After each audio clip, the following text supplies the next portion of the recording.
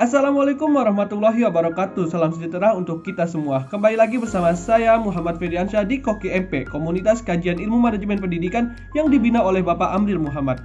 Pada video kali ini saya akan menyampaikan sebuah materi mengenai manfaat dilakukannya segmentasi pasar yang berasal dari berbagai sumber. Salah satunya adalah buku manajemen pemasaran karya Ibu Rahmawati. Semoga bermanfaat. Jangan lupa like, komen, dan subscribe-nya. Selamat menyaksikan. Yang pertama adalah definisi dari segmentasi pasar, di mana menurut Gito Sudarno tahun 2008, segmentasi pasar adalah usaha untuk mengelompokkan pasar dari yang bersifat heterogen menjadi bagian pasar yang memiliki sifat yang homogen. Sedangkan menurut Armstrong tahun 1997, segmentasi pasar adalah membagi sebuah pasar ke dalam kelompok pembeli berbeda yang mungkin menghendaki pemasaran atau produk terpisah. Berdasarkan pengertian dari para ahli tersebut, dapat kita simpulkan bahwa segmentasi pasar merupakan pembagian kelompok pembeli atau pembeli potensial yang beraneka ragam atau berbeda-beda satu dengan yang lainnya ke dalam kelompok-kelompok yang lebih kecil yang mana pola kebutuhan setiap pembelinya itu sama.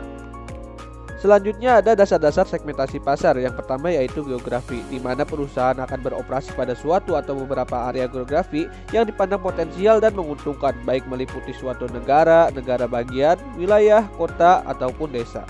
Yang kedua adalah demografi.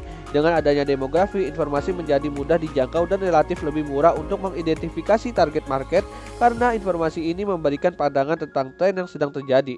Demografi ini meliputi usia, jenis kelamin, tingkat pendekatan, tingkat pendidikan, dan agama.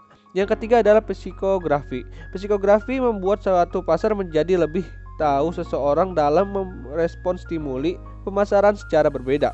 Walaupun masing-masing orang tersebut memiliki persamaan, dalam segmen psikografi meliputi gaya hidup, nilai-nilai kehidupan yang dianut, dan kepribadian. Yang keempat adalah perilaku. Segmentasi perilaku membagi pasar menjadi kelompok homogen dengan meliputi pola penggunaan produk, respon atau pengetahuan terhadap produk. Kemudian terdapat langkah dalam mengidentifikasi segmentasi pasar. Untuk menentukan segmentasi pasar dapat dilalui melalui 3 langkah, diantaranya 1. Survei. Peneliti melakukan wawancara informasi dan kuesioner yang berisikan fokus pada kelompok-kelompok konsumen untuk mendapatkan gambaran mengenai motivasi, sikap, dan perilaku konsumen. Yang kedua adalah analisis. Analisis dilakukan untuk mendapatkan sebuah jumlah tertentu dari segmen yang berbeda. Dan yang terakhir adalah pembentukan, di mana pada langkah ini setiap klaster ditentukan profilnya dan dibentuk berdasarkan sikap, perilaku, demografi, psikografi, dan media yang digunakan. Lalu kita masuk pada manfaat dilakukannya segmentasi pasar. Di sini sudah ada beberapa manfaat dari dilakukannya segmentasi pasar. Di antaranya adalah 1. Dapat mendesain produk yang lebih responsif terhadap kebutuhan pasar, di mana perusahaan menempatkan konsumen di tempat paling utama dalam mendesain produk dan menyesuaikan produknya untuk memuaskan para konsumen. Yang kedua, dapat menganalisis pasar dengan baik. Dengan segmentasi pasar membantu eksekutif mendeteksi siapa saja yang akan menggerogoti pasar produknya.